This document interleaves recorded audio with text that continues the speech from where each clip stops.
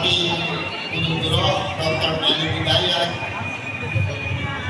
PSPS Dr. Sherry Nasakas, sa pinagawa ng ating Congressman Tina Sixto, Councilor P. Africa, sa ating faculty members, non-teaching personnel, mga magulang, panakuwil, at lahat ng magtatapos mula sa Horacio de la Costa Elementary School.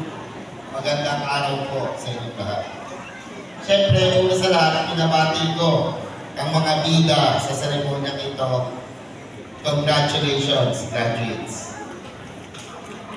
Bata man kayo sa tingin ng nakararami, pero alam ko po, unti-unti na kayo nagkakaroon ng responsibilidad sa bahay at sa buhay. Pagpasok ninyo sa high school, huwag kayong mag-alala. Mas darami pa ang responsibilidad na aharapin ninyo.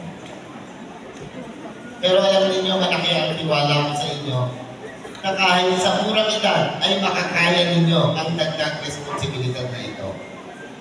You might fail once, twice, or even multiple times, but always take failure as an opportunity to grow and be a better individual.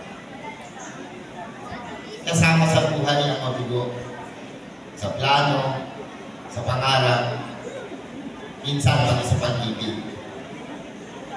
Pero pag nangyari ito, mas maging determinado sana kayo sa buhay. Mas pag-ilihan ninyo na ayusin ang sarili at pananaw ninyo. Sometimes, failures are redirections towards something great. Sabi nga nila, pagkatapos mong ma-heartbroken, ang kasunod nun, glow up. Ganon din sa buhay. Magagaling, matatalino, at malayo ang mararating ninyo.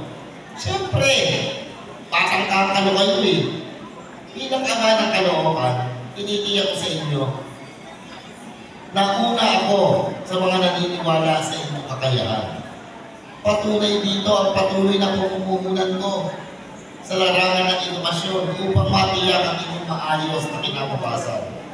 Alam ko, hindi masasayang ang inyong programa at proyekto ko para sa inyo dahil magbubunga ito ng responsable, makakasahan, at kapakinabangan na henerasyon na handang mangalaga sa ating mga mamamayan at lungsod.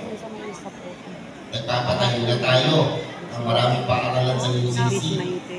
Bukod sa 5 campus ng UCC, magkakaroon na rin tayo ng Polytechnic University of the Philippines, Caloocan Campus.